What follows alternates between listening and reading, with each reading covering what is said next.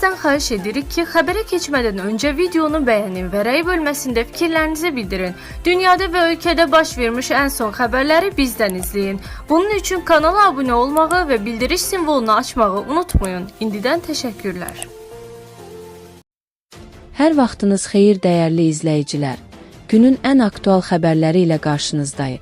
Təcili gündəm yenə qarışdı. Hantavirus təhlükəsi ilə bağlı yeni xəbərdarlıq yayılıb, mütəxəssislər hansı şəxslərin daha böyük risk altında olduğunu açıqlayıb. Pensiya alan milyonlarla vətəndaşı maraqlandıran sual da cavab tapır. Yeni həftədə ödənişlər köçürüləcəkmi? Uzun müddətdir görünməyən Vasif Talıbovun paylaşımı isə sosial şəbəkələrdə müzakirə yaradıb. Digər tərəfdən MİT belə şoka saldığı deyilən əkiz bacılarla bağlı gizli KYB oyununun detalları ortaya çıxır. Suzan və Sara haqqında yayılan faktlar hər kəsi heyrətə salacaq.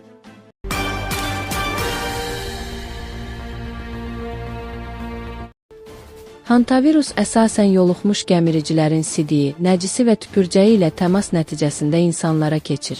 Nojoment az xəbər verir ki, virus ən çox havaya qalxan toz hissəciklərinin nəfəs yolu ilə qəbul edilməsi zamanı yoluxur. Köhnə anbarlar, kənd evləri, zirzəmilər və uzun müddət bağlı qalan məkanlar riskli sayılır.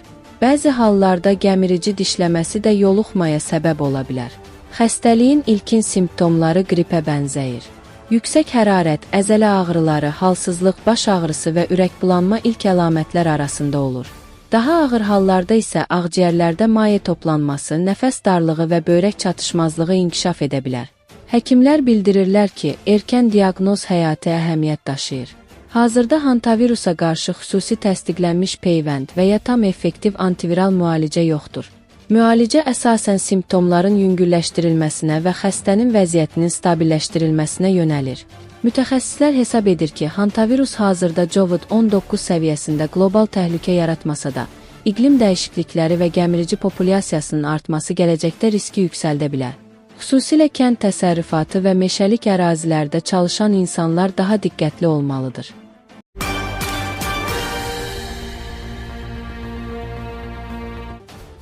Bakı, Sumqayıt şəhərləri və Abşeron rayonu üzrə pensiyaların bu ayın 14-dək ödənilməsi nəzərdə tutulub.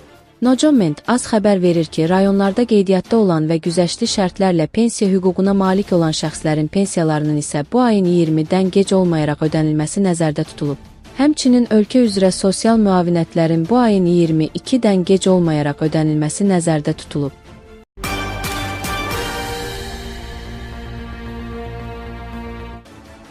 Naxçıvan Muxtar Respublikası Ali Məclisinin sabiq sədri Vasif Talıbov uzun sürən səssizliyini ümummilli lider Heydər Əliyevin doğum günündə pozub. Muxtar Respublikanı 27 il 1995-2022 mütləq hakimiyyətlə idarə edən və Naxçıvan xanı kimi tanınan sabiq rəhbər Ulu Öndərin 103-cü il dönümünü özünə məxsus, sükut dolu bir ssenari ilə qeyd edib. Nojoment az xəbər verir ki, Vasif Talıbov evində ümummilli liderin nəhəng portreti qarşısında tək başına dayanaraq foto çəkdirib. Bir zamanlar ətrafında izdihamların olduğu sabiq sədrin bu dəfəki tənha fotosu sosial şəbəkələrdə böyük müzakirələrə səbəb olub.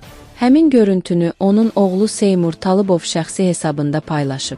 Xatırladaq ki, Vasif Talıbov 2022-ci ilin dekabrında istefa verdikdən sonra ictimaiyyət qarşısına demək olar ki, çıxmır. 30 ilə yaxın bir dövr ərzində Naxçıvanın idarəçiliyini əlində saxlayan Talıbovun bu tənha pozu, onun siyasi arenadan tamamilə kənarlaşmasından sonraki yeni həyat tərzinin təzahürü kimi qiymətləndirilir.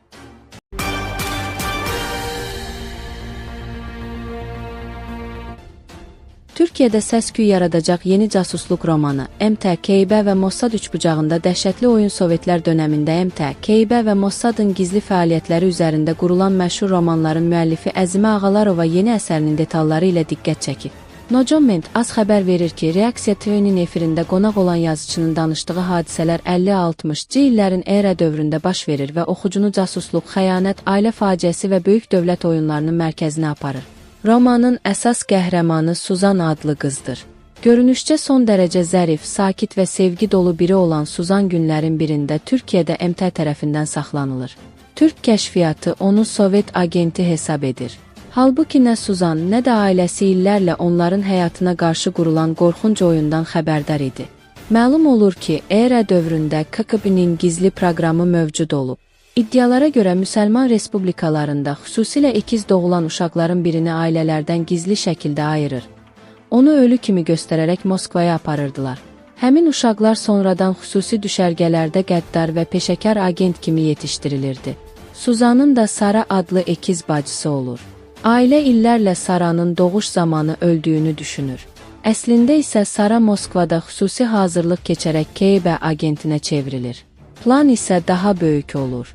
O illərdə Türkiyəyə getmək ERA vətəndaşları üçün demək olar ki, mümkünsüz idi. Minlərlə insan illərlə icazə ala bilmirdi. Amma Suzanın Türkiyəyə turist kimi getməsinə qəfil icazə verilir.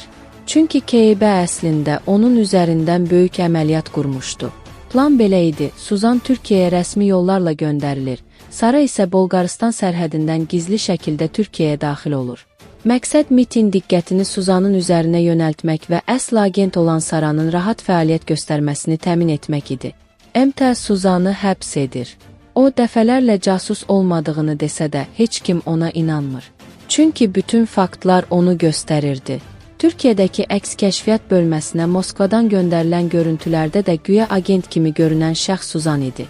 Halbuki həmin fotolardakı qadın Sara idi. Sadəcə saç rəngi və görünüş dəyişdirilmişdi.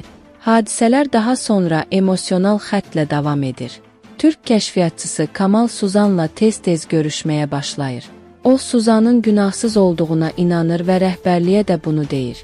Lakin ona kəşfiyyatda hisslərlə yox, faktlarla işləyirlər cavabı verilir. Süjetin kulminasiya nöqtəsində Sara kiçik bir səhv edir və yaxalanır. Həmin an MIT-in əks kəşfiyyat şöbəsinin rəhbəri KGB-nin qurduğu dəhşətli oyunu anlayır. Amma artıq çox gec idi. Ən təsirli məqamlardan biri isə həbsxanada baş verir. Suzan və Sara ilk dəfə qarşılaşırlar. Onlar bir-birinə qəribə yaxınlıq hiss etsələr də, əslində bacı olduqlarını bilmirlər. Əzimə Ağalarovanın təqdim etdiyi bu roman Sovet casusluğunun ən qaranlıq tərəflərini, insan taleləri üzərində qurulan dövlət oyunlarını və gizli xidmətlərin amansız savaşını oxucuya dramatik şəkildə çatdırır. Əzimə Ağalarova kimdir?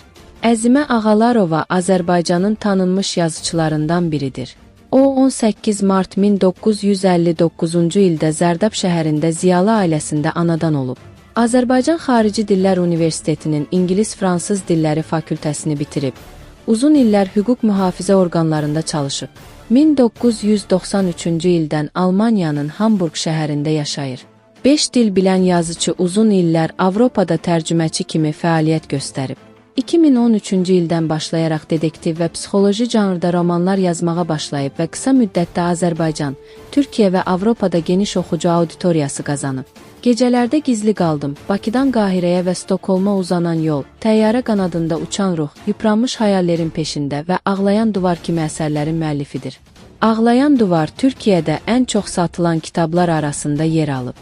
Əzimə Ağalarovanın əsərlərində əsasən casusluq, psixoloji gərginlik, insan taleləri və beynəlxalq kəşfiyyat oyunları mövzuları xüsusi yer tutur. Hazırda o Bir Qadının Anatomisi adlı yeni romanı üzərində çalışır.